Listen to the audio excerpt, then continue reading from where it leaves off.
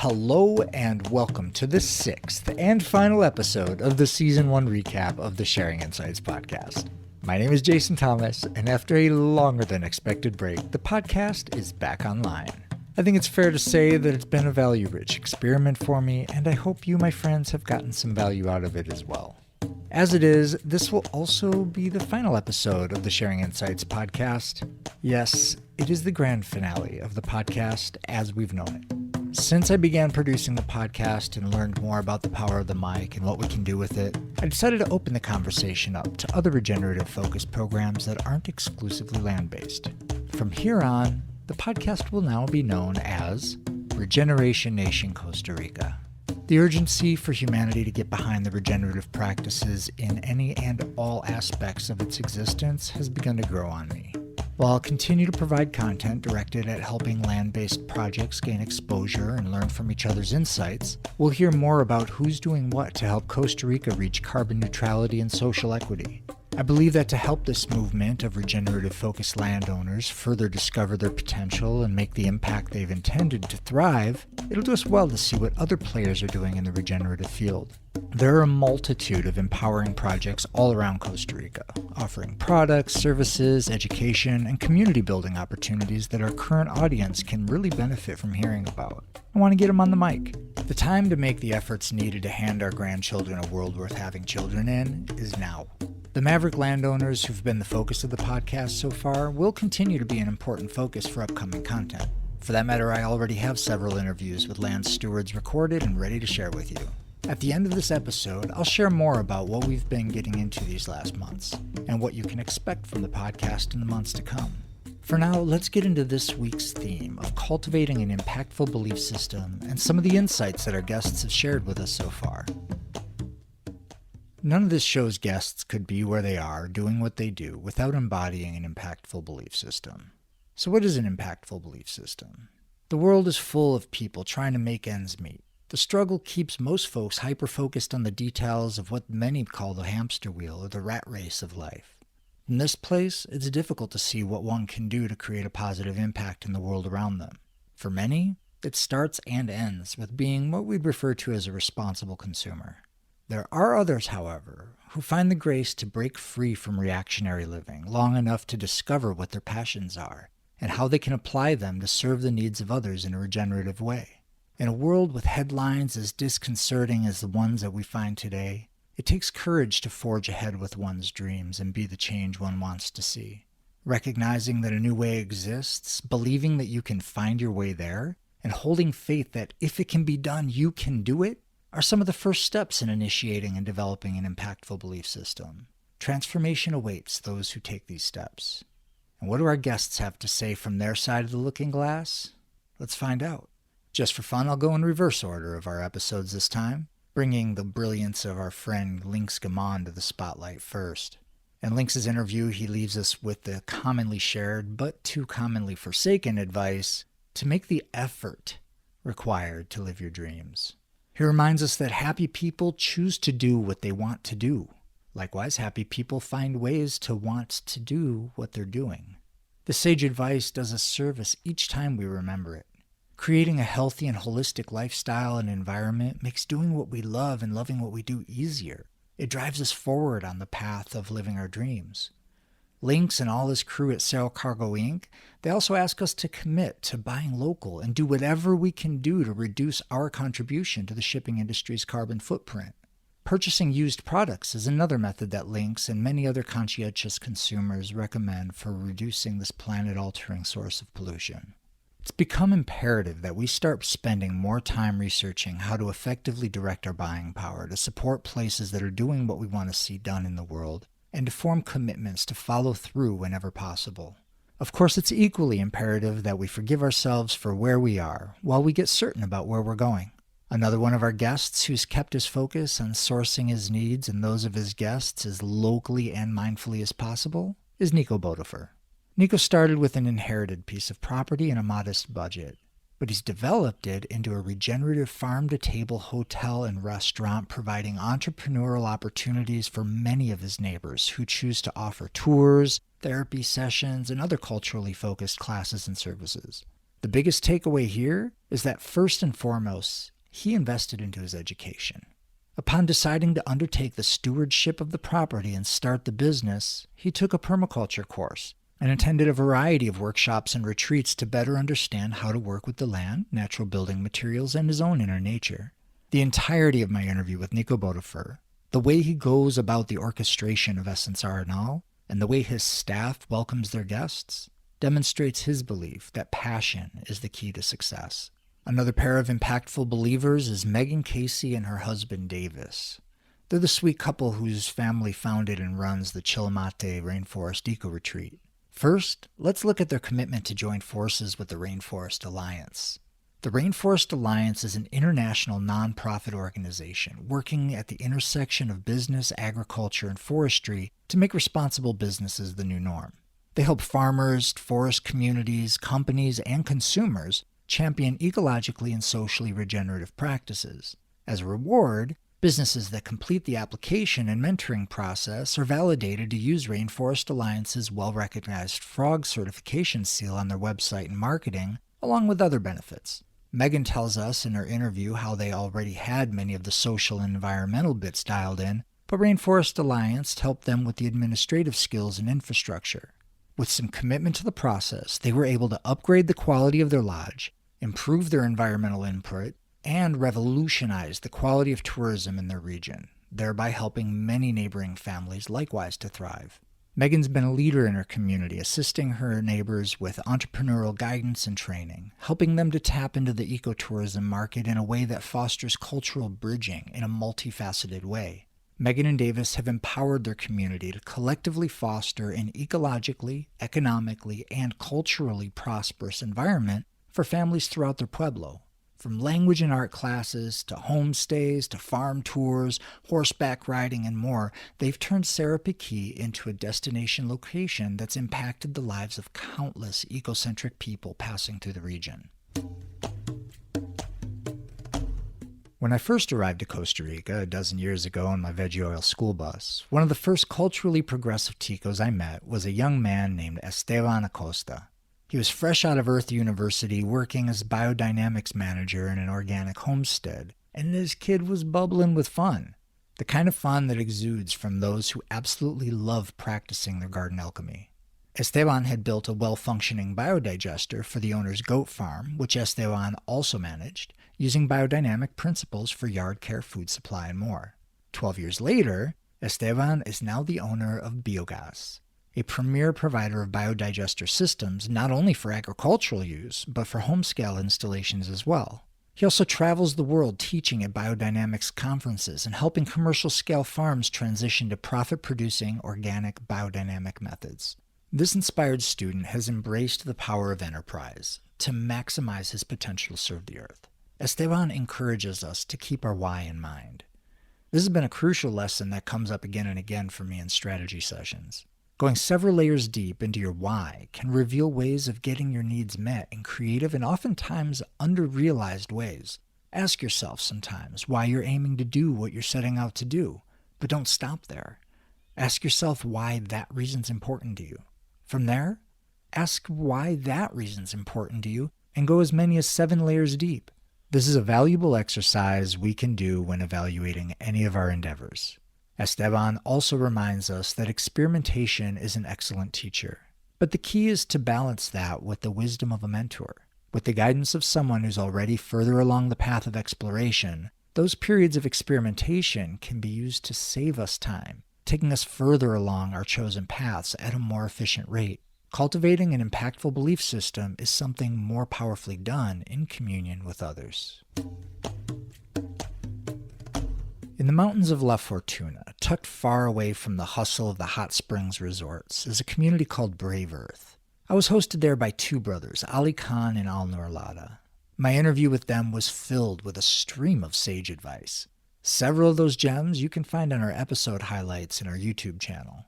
One topic that came up as essential for me in cultivating an impactful belief system is healing our sense of victimhood and entitlement. Al-Nur quoted a powerful Sufi proverb reminding us that you are entrusted with everything, but entitled to nothing. I'll say it again. You are entrusted with everything, but entitled to nothing. The more we clear ourselves of these egoic burdens, the more we make room to humble down and witness the ways that life greets us with support and generosity. Another quote that stood out for me as having an impactful quality to it was the suggestion to make art at every opportunity. Justin Dolan shared similar advice, suggesting that if you have communal spaces that are beautiful, people will want to protect them and contribute. Our video tour of Brave Earth shows that they are definitely walking that talk. Everything they do there is imbued with intention and the attention to form and beauty that makes being there inherently uplifting. At St. Michael's Permaculture Country Club, Justin also practices what he preaches. Every time he finds a new plant, he embraces the urge to get some of its seed to propagate. The community's become a living seed bank matched by very few others that I've seen. Getting into the habit of sharing seeds is a great way to create regional as well as personal resilience. What would our world look like if more people did this? Justin exercises his impactful belief system through experimentation as well. His place is a playground of innovative permaculture designs that he shares prolifically via social media and through farm tours. Justin brought up a less often discussed value of living a life of impact, and that's the imprint that it leaves on our children. His children are immersed in a world of creativity, nature, exploration, and interaction from people from around the world with diverse socioeconomic backgrounds and ages, and they are invited to be involved with all aspects of life in the community. Having met many people along my journeys who've been raised in such a way, it may be safe to say that his passions and efforts stand a very good chance of rippling out through generations to come. On the Caribbean side of the country, we had the pleasure to visit with Peter and Ansel at Finca La Isla. Peter made a comment in his interview that I wish for all listeners to deeply consider. He reminds us that in most cases, an organic substitute exists for almost any conventional practice. We must stop giving conventional farm owners our money. Please, whenever possible, consider investing the cost difference required to support farmers who are doing what you want to see done in this planet. Ask yourself whose pockets you're choosing to put money into. Who's investing in the kinds of future you want to provide for your children's children? Those are the people, businesses, and practices that we need to be supporting. Peter's partner Ansel is another living exemplification of putting one's lifestyle choices toward the betterment of the planet, living beings, and future generations. Ansel is an avid student of ancestral wisdom. Talamanca Chocolate is a regenerative-focused cottage industry where she stewards and harvests from generations-old cacao trees with the guidance of her indigenous neighbors. She passes her craft down to future generations through her internship program. She believes that one of the best ways to learn something is to become an apprentice in the trade. Teachers like Ansel are making a special kind of impact in the way they operate their business and deserve our patronage.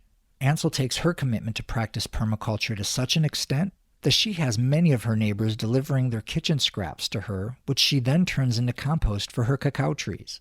You first have to believe that you can live a life of impact, even with small gestures like this, if you want your life to show you the way toward greater influence. Ansel also explains that to understand the essence of what we eat, we have to experience it, but not just by eating it, by getting involved with the steps of bringing the product to life through its alchemical processes. For example, in her own particular alchemical method, she chooses to ferment but not roast the cacao, explaining that the wellness-inducing benefits diminish in the roasting. The fermentation process requires attention, watching nature practice its brilliance. In understanding the stages of fermentation and the temperatures required to preserve quality, one grows a more fulfilling relationship with what they're feeding their cells and why. While many of our guests have been directing their lives' focus towards regenerative ends for many years and are grounded in this practice, it's never too late to pivot what you're doing and begin to invent or even reinvent the next chapters of your life. Another resident of Puerto Viejo region is Terry Lillian Newton, founder of Kindred Spirits. Terry's story tells us how she found herself at the helm of a successful hotel enterprise and realized that working for the tourism industry just wasn't enriching for her. She began to change how she marketed what she had to offer to bring more people in who wanted the kinds of experiences that she wanted to offer, centered in connection with each other and the living world around them. She found that magic moment when she chose to pursue her dream and connect her love and respect for horses with her passion for teaching yoga and mindfulness. She sold her hotel, bought a piece of land, and founded Kindred Spirits where it is now. She finds that both therapies synergistically foster calmness, balance, and self-awareness, and have been impacting the way her students experience the world ever since. The moral of the story is that if you aren't in love with what you're doing, don't be afraid to completely remodel your business plan to connect it with your passions. I've had to do that with my own life, again, even recently, including the direction of this podcast. When it feels like life is calling you to a more aligned purpose, it just might be a good time to get curious and explore the call. In doing that, Terry reminds us to try and let go of our attachments to the specifics of how that passion gets to express itself, and learn to appreciate the innate experiences of what, where, and who we're working with. Ed Bernhardt is another guest and friend who lives a life guided by an impactful belief system. I met Ed when I first arrived in the country. I soon learned and benefited from the generosity of this man and his farm's living seed bank. Taking the time to visit him for this interview, however, gave me a deeper look into a man who's made this world a better place. Ed's passion for teaching gardening, agroforestry, and natural building has changed the world around him. This soft-spoken revolutionary has taught organic gardening to children, mothers, agricultural institutions, and universities throughout the country while hosting hundreds of students at Finca Alba Nueva over the decades. As a prolific author, Ed's inspired and instructed countless readers, rippling his influence out in ways that he'll never be able to know. Ed teaches that ecological health gardens lead to health, happiness, and longevity. Once you start eating a big salad every day, change happens. You begin building new cells with proper building blocks, and wellness gets a lot easier. It simply makes more sense. Ed recognizes that it's easy to get depressed and feel like there's little we can do to help the world. He goes on to assure us that any achievements we can make with our personal growth or health stands a statistically high chance of leading one toward happiness. And it's pretty straightforward, even if the results happen to vary. Start small and build from there. Don't overstretch yourself. Work on what's sustainable for you now, and you'll increase the chances that you'll persevere. It can be challenging to make significant life changes, but not impossible, especially considering the abundance of resources and the myriad of options we find ourselves surrounded by these days. Likewise, the health of our ecology is influenced by the quality of its building blocks. Our ability to thrive on this planet relies, for one, on us putting more plants in the ground. Luckily, the interaction with one's environment and the soil itself happens to be therapeutic. All the more reason to get our hands and attention on the earth, plant more trees, and be the ancestors worth giving thanks to. In our conversation, Ed describes how applied human ecology is a practice of not just thinking about our ecology, but navigating life as an extension of it. How do we get started? Get dirty. When times get hard, people go back to growing their food. Incidentally, it also provides a growing number of entrepreneurs with lifestyle supporting opportunities. One rebel who's figured that out a long time ago is Susanna Leff. She's been making an impact in her humble piece of riverside paradise for a few decades now. There, she teaches apprentices how to plant and harvest food, as well as how to prepare the few value-added products that she sells at the market. Her belief that she can live the life that she wants to live and have people come to her and learn what she has to offer has afforded her a comfortable place on the edge between minimalism and enterprise. Above all, Susanna honors the value and importance of finding our passion. She reminds us to observe, reflect, and surrender to what the world brings us and learn how to be in service to that. When I asked her at the end of our interview what she thinks that anyone could do no matter where they live or what resources they have to make a difference in the world, she answered that growing food is one of the most important things that we can learn to do right now. As a land steward at Finca Amrita, Susanna feels that the ability to provide this kind of lifestyle to guests is one of the most empowering gifts that we can give someone. Living an impactful life means something different to everyone. The most potent moment is when we find what that is for each of us and aim to redirect our lives to align with it. Welcoming someone from a city upbringing and offering them the opportunity to gain perspective on how true that can be annually redirects the course of countless people's lives through projects like those that I've been interviewing on this show. Being able to travel and find my way into so many unique projects as a young man changed my life forever after. The belief system that I've developed along the way has impacted the belief system of countless others. That's how it works. We're all a small part of this morphogenic organism called humanity, and we all have our place in influencing the whole. Through these experiences, I've learned how inherently healing it can be to physically connect with the elements of nature, putting our hands in the dirt, taking the time to feel the breath enter our lungs and the breeze caress the hairs on our skin, submerging ourselves in the oceans, rivers, and lakes of this world, attending a sweat lodge or other fire ceremony, and praying in whatever ways connect us to the ethers are all ways that we can replenish our life force and assist others in bringing our bodies, minds, and emotions back to balance. It's hard to live a life of wellness and contemplative impact without taking the time and making the effort to connect with life outside of the house. There's a value in releasing the grip that we so often drive our errand-driven lives with that can be difficult to perceive from that place of grasping. I've learned to remind myself that I cannot afford not to take a break from the doing and just be.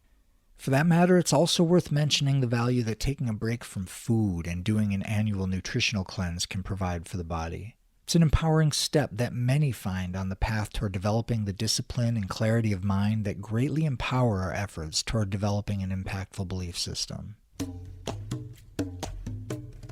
Okay, there it is. I did it. I finally made it through this recap series. I'm not sure I'll do a recap series like this again, at least not in audio format. But all the same, going back through all these recordings has definitely brought my attention to several things that I'd missed.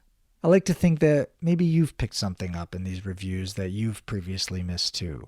If not, perhaps a reminder for some things that you forgot to take note of when you've listened to it the first time. Perhaps you're listening to this as your first episode. Maybe because somebody shared it with you and you're excited to listen to an interview or two. If so, I hope I've inspired you to learn more about one or more of our guests that I've described. There are links to the episodes throughout the transcripts. Either way, it's not just what we learn and believe that make the impact we're dreaming of. What we put into practice is the activating element that brings our beliefs to life. I mentioned at the beginning of the episode that I'd changed the name of the podcast to Regeneration Nation Costa Rica. With that, I'm opening up the conversation to explore regenerative projects in Costa Rica on the levels of agriculture, business, community, and even government-level initiatives that I think will do well to learn more about and consider taking advantage of and supporting. One of the reasons that the podcast took such a long break is that I've gotten pretty deeply involved with a grassroots regional sociocratic organization here in Costa Rica. Pretty excited about the prospects of what we're building. One of the collective's focuses has been turning properties over to trust and establishing protocols for dedicated individuals to apply for land stewardship and tenure rights, allowing them to build a home, grow food, and raise a family. They also get to live among other like-minded change makers, shifting the paradigm that only those with money can live in a rural community, grow food, and build a home that no landowner has the right over. Another is a wellness circle, designed to better understand the needs of the region's residents and find ways to meet them collectively. Regenerative enterprises are another key focus, where we've been fundraising to kickstart mobile bamboo curing stations, gray water system installations, and a local recycling station designed to reuse local waste as building materials for nearby projects. I'll likely be sharing more about all this in future episodes, but for now, I'm just happy to report that I'm alive, thriving, and well. The pause from the podcast and exit from my previous land project has afforded me room to step back and reevaluate how I can best serve the world around me. To be clear, if you subscribe to the podcast, you don't need to do anything to continue receiving future episodes. The old URLs will all redirect you to the new website name. You can find the show now at regenerationnationcr.com. In the next episode, I'll describe more in detail what's been going on and what you can expect from Regeneration Nation Costa Rica. Remember to support projects whose impact you believe in by subscribing, rating, and reviewing them in notable places. For that matter, don't be shy about sharing quality content with your friends. But at all costs, whatever you do, use it as an excuse to shine. See you next time.